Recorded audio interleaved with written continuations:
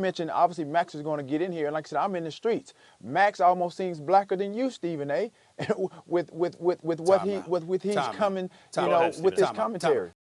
Colin Kaepernick, and by the way, Colin Kaepernick showed leadership because a lot of others have followed his lead. Yes. But what happens when someone shows leadership, and this even you see it in labor relations? You know who never got paid? Kurt Flood. You know who got paid because of Kurt Flood? Everyone else. It is very possible what we're seeing now is the sacrifice of Colin Kaepernick's career on the altar of social and racial progress. And when he doesn't get a job, and I did not come out right away when they said blackballed, right? I did not come out right away. Max, preach. Yes, that's what's happening because I thought he's looking for a starting job. Maybe he's seen as a bubble starter. You got to change your offense. He'll get a backup job. But now the results are in. The evidence is in. He does not have a starting job. He does not have a backup job. 31 of the owners are old white men, right? And precisely the issue that Colin Kaepernick is protesting is systematic racial injustice, which starts with the international slave trade, the Middle Passage, the institution of slavery, Reconstruction, Jim Crow, ongoing systematic oppression, which has created racial imbalance in terms of social justice. That's essentially what Colin Kaepernick is protesting. And the fact that then an almost exclusively white club of owners, because unless you believe that black people are intrinsically inferior at making money, I guess that's not true, right? Unless you believe that, then you also understand that the fact that the NFL is an all-white club at the ownership level, essentially, is a result of that injustice. Think of the irony that he doesn't have a job, partly because he's protesting the very reason that right now he doesn't have a job. Hold on. Wow. That's nice. I'm only speaking about recreational use of marijuana. I think it's abhorrent. I think it's ridiculous, and I don't support it at all in terms of the NBA legalizing it.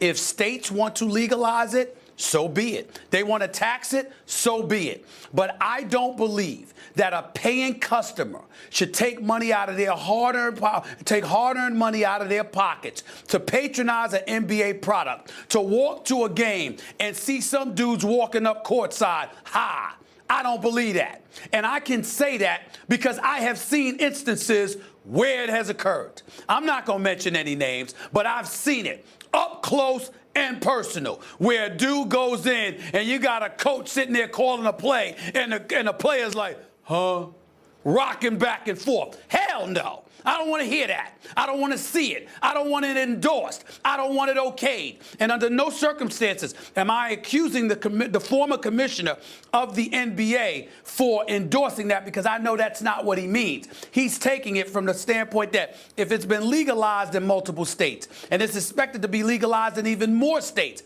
how are we going to call it illegal? I'll answer the question for him, because David Stern is far more brilliant than I could ever hope to be, and he's accomplished, and I love the man personally.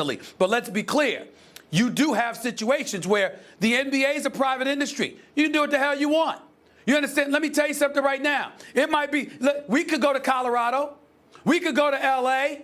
We could go someplace else where marijuana is legalized. Let Stephen A. Smith roll on the air high and watch what ESPN and Walt Disney does to me. Let's stop the nonsense and start acting like, oh, because it's legal in a state, that means that you should be allowed to come into your place of business with high or smoking weed and all of this stuff like it's going out of style. Hell no. It is. If people can't be disciplined enough to refrain from it, that's their problem. I don't want to see that. Hold on. I don't. This is not about showing up to the game high. No one is saying the players should be high when they play. That's not what I'm saying either. Even said that? I'm saying they will. But they will. They'd have the right to. Because there are examples of players who've shown up high, that's a reason to outlaw recreational use on someone's own time. It's absurd on its face. Many baseball players have shown up. World Series. No, that's not accurate. You said your own time. No, answer that. You said your own time. What do you mean your own time? Be specific. Be specific. What do you mean your own time? When you're not playing the game, not the night you're playing it. You can't show up high. You can't show up high. But after the game, what you go off and do is your business. Now, many pitchers throughout. Like David Wells came straight from the bar, drunk, pitched a perfect game. He should be allowed to. I'm against that too.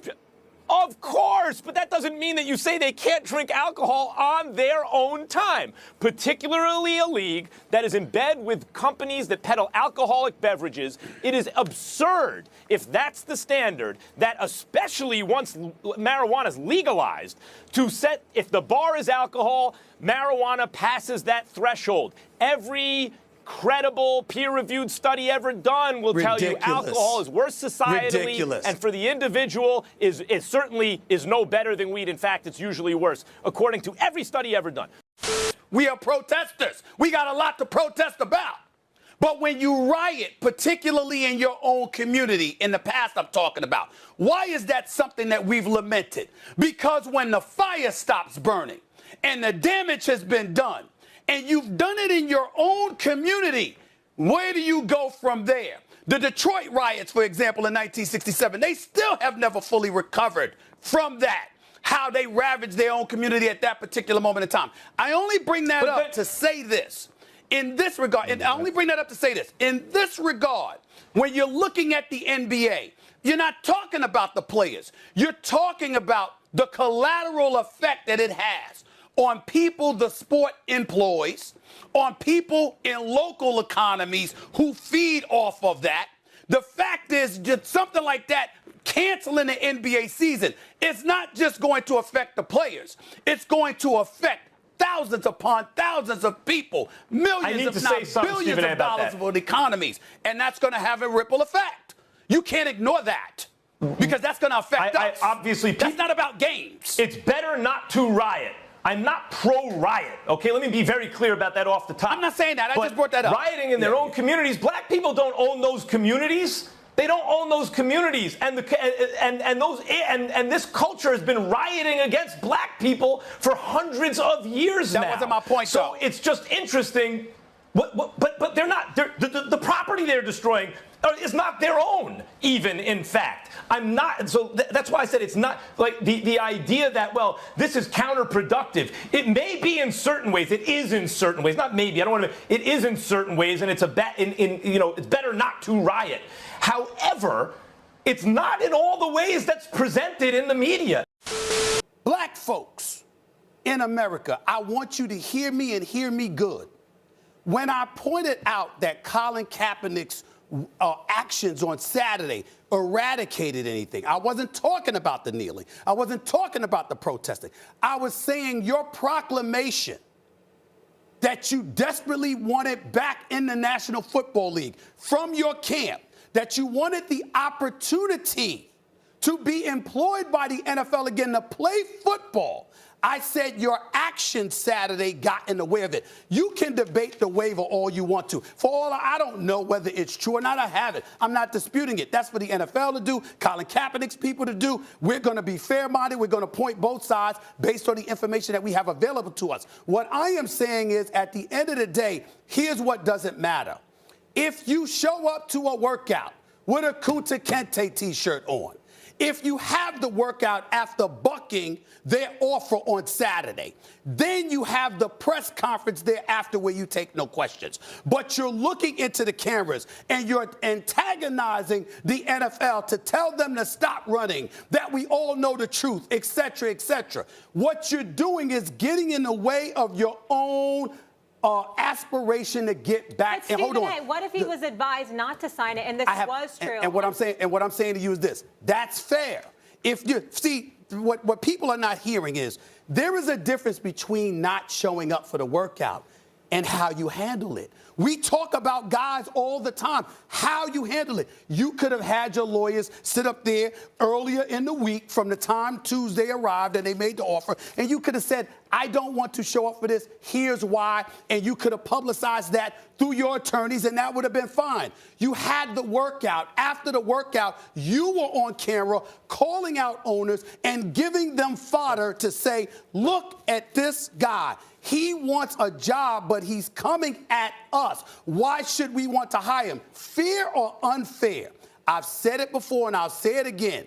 When white folks catch a cold, black folks catch pneumonia. It's twice, if not even more difficult for us. We know that. We know how unfair it is. But if you want the job, you have to guard against that. He elected not to do so. So why be surprised by this? We talked about this point. That's my point. We talked about this point yesterday. And what you're alluding to there is actually white privilege. Black people don't enjoy it.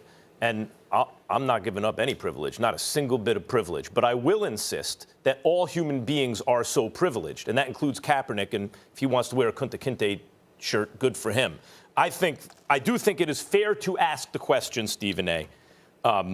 Based on his talking about the owners, don't be scared. There's a better way to say that. He could have said something like, I know there's a lot of pressure on owners not to hire me.